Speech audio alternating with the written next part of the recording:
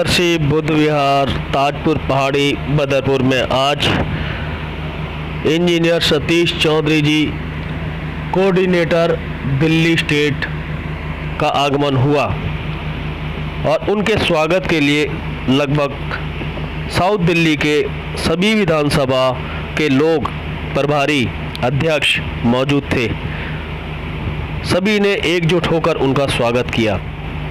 खास बात हमें देखने को मिली कि इंजीनियर सतीश चौधरी जी जिस प्रकार से अंदर दाखिल हुए, तुरंत उन्होंने बाबा साहब की प्रतिमा को माल्यार्पण किया, उनका आशीर्वाद प्राप्त किया। उनके साथ मौजूद रहे दिल्ली साउथ दिल्ली जोन के कोऑर्डिनेटर देसराज जी, किशोरी श्याम जी, और सभी ने एक साथ माल्यार्पण करके बाबा साहब का आशीर्वाद प्राप्त किया। इसके बाद वो तुरंत सभी लोग पहुँचे मेन प्रांगण बुद्ध विहार गौतम बुद्ध स्टैचू के सामने और उन्होंने गौतम बुद्ध से आशीर्वाद प्राप्त किया और आशा की कि आने वाला समय बीएसपी के लिए सदुपयोग वाला होगा और उम्मीद है कि आने वाले समय 2022 में ज़्यादा से ज़्यादा पार्षद बीएसपी के जीत करके आए। यहाँ मौजूद लगभग सभी पदाधिकारी, प्रभारी, अध्यक्ष, उपाध्यक्ष, कोषाध्यक्ष व अन्य सभी साथी सब ने इंजीनियर सतीश चौधरी जी का फूल माला से स्वागत किया। साथ ही साथ पगड़ी पहनाकर उनको एक सम्मान दिया। सभी प्रभारी मौजूद थे, एक के बाद एक सभी ने माला अर्पण कर आशीर्वाद प्राप्त किया और एक विचार किया कि आने वाले समय में किस प्रकार से जो बीएसपी अभी सुस्त पड़ी हुई है उसको खड़ा किया जा सके। आने वाले समय में 2022 में वापस जिस प्रकार से कई पार्षद और विधायक हमारे दिल्ली में मौजूद थे, उसी तर्ज पर अब काम किया जाए ताकि आने वाले समय में कोई ये न कह सके कि बीएसपी दिल्ली के अंदर सुस्त पड़ी हुई है। पूरे भारत में अगर देखा जाए तो सिर्फ 3 ही मुख्य पार्टियां हैं, चाहे वो कांग्रेस हो, बीजेपी हो या बीएसपी हो, जिन्हें के राष्ट्रीय दल का तमगा प्राप्त है। बाकी सभी क्षेत्रीय पार्टियां कहलाती हैं और कांग्रेस का कहीं अब वजूद बचा नहीं है। बीजेपी से सब लोग नाराज हैं। तो अब अगर पूरे भारत के पास कोई विकल्प है तो वो है केवल और केवल बीएसपी।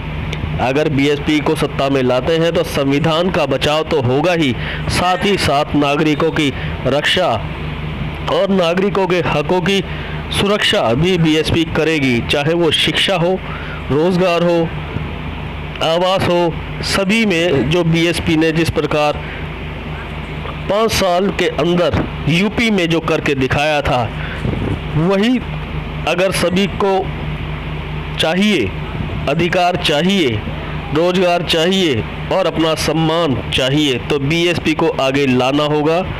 तभी संविधान और नागरिकों की सुरक्षा का हक मिल सकता है। अन्यथा सभी जानते हैं कि मौजूदा सरकार में ना तो रोजगार बचा है, ना ही कार्य बचा है, न सम्मान बचा है और आए दिन संविधान की तो वो धज्जियां उड़ाते ही रहते हैं। अगर संविधान की रक्षा करनी है तो बीएसपी के साथ आना ही होगा और बीएसपी को सत्ता में लाकर के संविधान की रक्षा के साथ साथ अपने सम्मान और स्वाभिमान की रक्षा भी करने का मौका नागरिकों को मिल सकता है।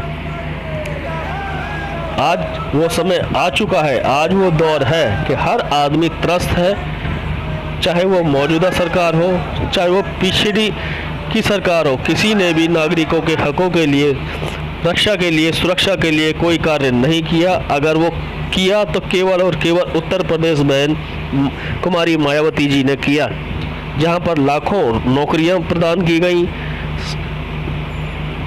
रोजगार के अवसर प्राप्त किए गए, हर किसी को सम्मान से साथ जीने की प्रेरणा सबको दी गई और सब एक छत के नीचे रह सके। भाईचारे की जो मिसाल आज भी दी जाती है, शासन प्रशासन से कार्य करने की जो शैली मिलती है, वो केवल और केवल बीएसपी सरकार में ही देखने को मिलती है।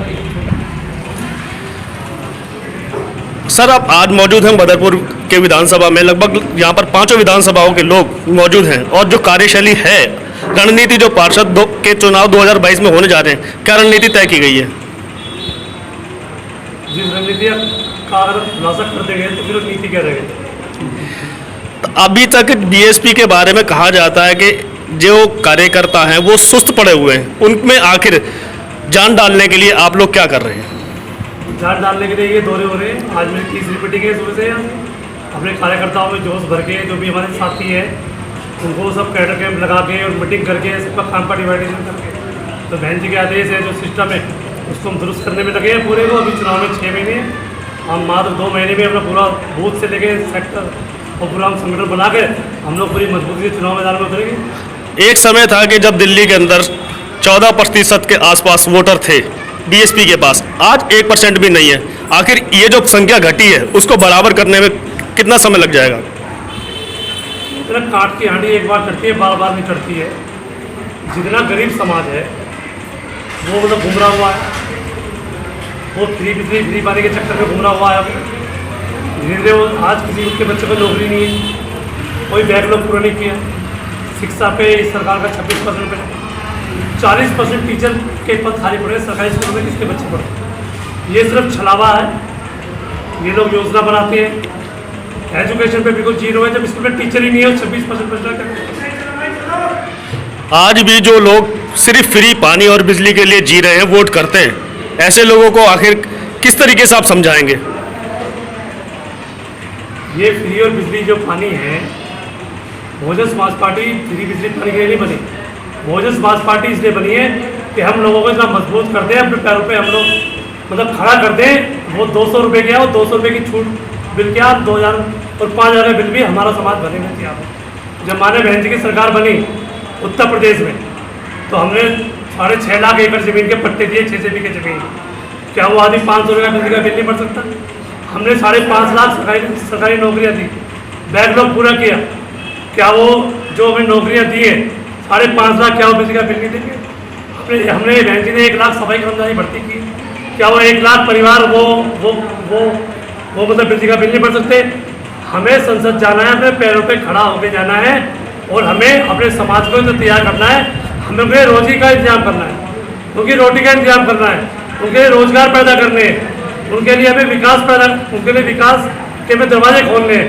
हमें ये 200 रुपये की बिजली और 300 रुपये की बिजली देके जो मास्टर चाबी है ना सत्ता की, जो उन्हें छुपा ली है, हमें मास्टर चाबी को छीनना है अपने हाथ में।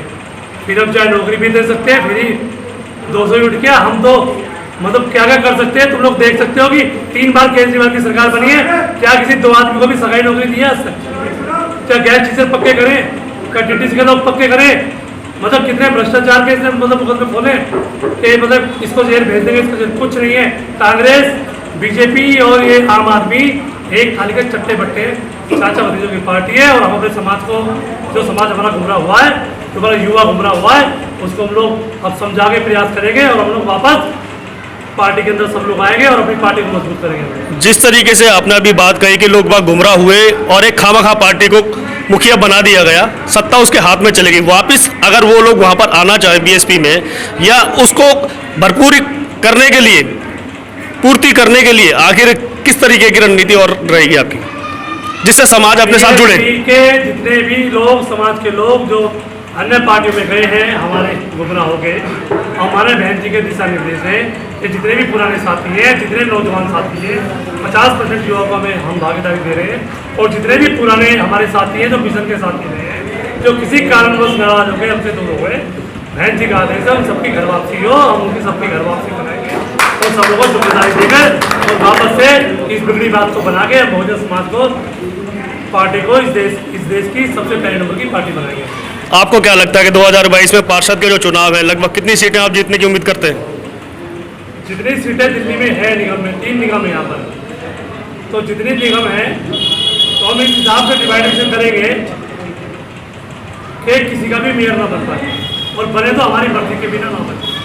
जैसे पिछली बार भी आपने देखा होगा, पहले जब हमारे 17 पार्षद जीते थे तब भी साउथ दिल्ली में हमारा ही डिप्टी मेयर बना,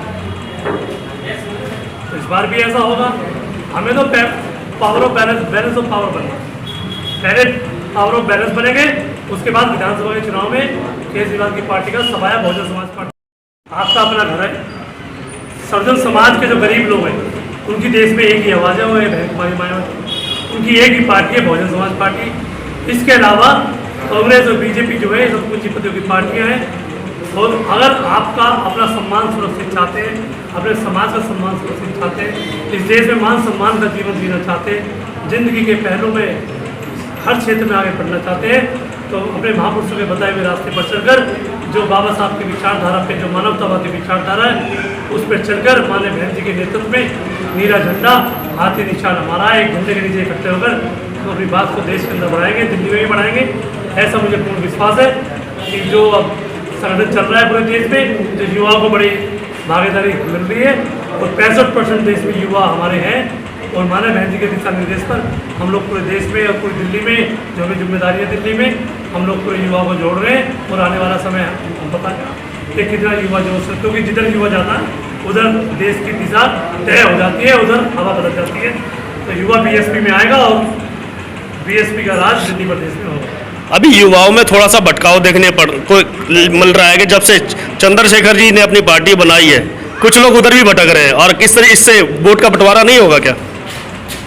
कितने आए कितने गए इससे कोई फर्क नहीं पड़ता, सबको पता है, सब नंगे हो चुके हैं, सबको पता है कौन पैसा दे रहा है, किसको सपोर्ट कर रहा है चंद्रशेखर, कांग्रेस को कर रहा है।